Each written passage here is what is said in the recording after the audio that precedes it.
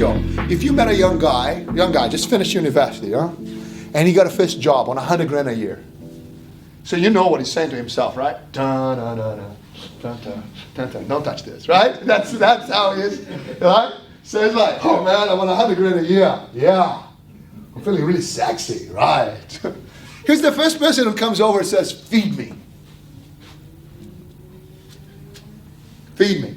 It's the very first, we've just been covering it. Taxman, boom. So immediately, he's on $74,000. When he got the job, they said, you're going to get $100,000. He believed it. He said, okay. Wasn't the case. Okay. Now, who's the next person who's going to come and say, feed me? It's the finance guy. Do you want a car? Do you want a credit card? See, most young men, they finish some education, right? And they go out to buy a car. Well, I got to pick up the girls, man. Right? And then they go like this. This car here, yeah, it's red. It goes fast. Right. It's only $89 a week. Make your mind on the monthly decisions. You understand? Like, make your mind on a weekly, monthly repayment. So most people buy a car, brand new car for $25,000. 5 years later, it's worth less than $5,000, and they paid $40,000 for it. So the finance guy says, hey, remember me? Remember all those commitments you made to the credit card company, the car company, the mortgage, and so on? Yeah. So you left between $40,000 and $30,000 to live your life. So cognitively, people really believe they own $100,000. But in reality, they're here. So how do they feel? How does most people feel about money? They feel like this. So inside of the hypnosis, what do I say to myself? I'm going to get a pay rise. Do you see it? Underneath it all is I got to buy, I got to educate my kids and buy a house. So if I get a pay rise, who else gets a pay rise? Finance people, just like drug dealers. Would you like some more? Do you want more credit? No, it's good. I like credit is good. It's when we are unaware and we take the credit. Do you understand? Thinking that it's when we take the credit. And it's good to have good drug dealers. Take the credit. Get rid of the credit. Does it make sense? So I don't want my communication to be skewed here, right? And this doesn't move much. And that's why most people's experience about money is traumatic. So let me nail it for you. It's because you have been indoctrinated to work for money. You never learned money work for you. It's a completely different game. You have been indoctrinated to work for money. Go and get an education so you can get a good job. And then buy a house, marry somebody, have kids. And then divorce that person and die. Excuse me? Yeah. Boring, huh? So I'm working for money. It's like, I'm so deflated right now. Not. When you work for money, now I want to say something really full on, all right? Here we go. I keep asking permission all the time. Money is an amplifier. So when you work for money, money is a very tough boss. Money has no head, has no heart, has no mind. When you work for money, you will cheat people, you will lie in order to get more money. When money works for you, it's a completely different game. Money's like a dog. Go into the marketplace and bring me a return. Now. And money knows who the boss is. Even if you're generous, and you get a lot of money, you get a lot of generosity. You understand? You actually help a lot of poor people. So the switch of me working for money, it's like we go into our futures like this. Can you see the future? I can't try to. The moment you make the switch to go, you know what? I'm going to work for money. I'm going to have my permission to have all these assets. So I'm going to give it to you now, the code, how to get rich. And I'd like you to write it down right now. Write it down. This switch is, I have worked for money. I'm not going to have money work for me. So if you were taking me out for a coffee and you say, Julia, I've been talking to your client manager, I'm not sure if I should become a client here. I'm an accountant, I'm not sure if I'm going to put you in front of my clients. Got it. But tell me, how do you get rich? Simple. Excuse me? It's so simple, it's going to freak you out. Here's the code. If you were a computer and you're going to key in the code, like language code for getting rich, I'm going to give it to you now. Please write it down. It's 5 lines of code, right? First line is OR. It's computer programming. OR is when a computer comes into an OR, it's going to go this way or that way. Does that make sense? It's a choice. Yep. In binary language, OR. So first line of code is OR, OR. Second line is you are accumulating capital. Write it down. Accumulating capital. Third line, or. Fourth line, you are not. Fifth line, choose. Simple as that. How do I get rich? Or you are accumulating capital, you are not. So remember this slide I asked you, how's your current plans going? How much certainty? It comes down to that code. Are you accumulating capital? You're going to give me a bunch of words that are going to say, it's going to end up with, I'm educating my children to pay my mortgage.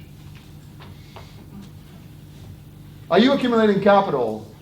I know you're highly intelligent and you make good money and you're good looking. I got all of that. Are you accumulating capital? It's not in my scope. I don't think like that. I don't like you anymore. That's not, do you understand? It's tough to choose what we don't know. So you want to get rich? Yeah. Are you accumulating capital? Yes or no? Yes, I am. You're going to get rich. No, I'm not. Then you're not. No, it can't be this simple. Yes, it is. Let's do a quick exercise for you to know now how rich you have permission to be. Here's the deal. If inside of the hypnosis I'm going to work my butt off, educate my children, and then I'm going to buy a house, there you go. Oh, what a house. I want you to imagine that you're already here. Your house is paid for. Got it? So if you're not there yet, you're going to get there. Got that? So we're just playing with the timeline now. If your house was paid for, your kids are off your hands. In other words, that you don't have to feed them. They can take care of themselves. And some of you are so young. So didn't even get married. I never have kids. Doesn't matter. You have a house to live in which is paid for. You get that? And if you had children, the education is paid for. Everybody with me? How much money would you need to live life net per annum? And I would like you to give me the answer in multiples of 50. Because if you say $78,333, it doesn't work. Chunk it up to 100 or to 50. It makes sense? Or down to 50. So, if your house was paid for, and you want to travel, go out, do the things that you would do to live the life. Some of you work because you love the work, so you can still show up to work. I love what I do for a living. I love what I do for a living. I love it. So, how much money would you need per annum? Like it's a straight answer. It'd be 50 grand, 100 grand, 200 grand, 300. There is actually no right or wrong. Do not judge it. First number that comes out, some people say $500,000, some people say $1 million. No problem at all. Okay? How much money do you need to have financially independent, great life? Please write it down. Just go right ahead. Multiples of 50. First number that comes to mind is, just write it down. There's no judgment. Don't judge it. Don't judge it. Just write it down. Write it down. Write it down. First number that comes up is, write it down. Multiples of 50. Okay? So some of you, my house paid off, I need 150 grand. My house paid off, I need 300 grand. I need 50 grand. It doesn't matter. Just write it down. Let's go. How much you wrote it down? 1 million is good. Well, how much do you write it down? 150. How much you write it down? 150. 150. Did you write a number down? 300 300. 150 each or 300? together. Go with 300. He spends more than I do. Boom. Oh, wow. We'll talk about that, didn't we? How much? 200. 150. Can you see the 150 coming up more than other numbers? 1 million is you gotta join Unstoppable. It's a different conversation here too. What about you, Peter? Yeah? 100. 100? I can't read you. The batteries on my glasses are flat, so I can't make a name out from here. 100? Yeah? Say? 1 million. 1 million? 100. Everybody wrote down a number? Yeah? What about you guys? 150. 150 and? 500. Boom. She's with you? Oh, she's a keeper. Huh?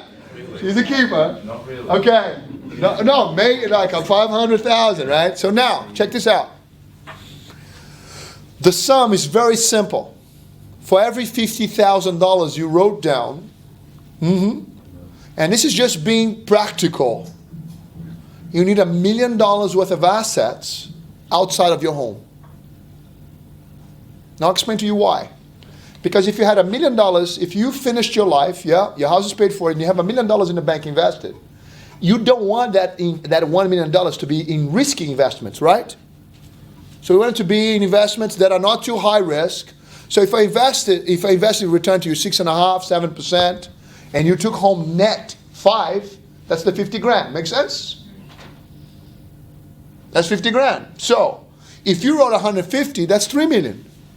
So what we got to do, your strategy is pay your house off and accumulate 3 million. We're done. For the $1 million check, we got to have to 20 million. Now in Australia, it's easy. In Vietnam, a little harder.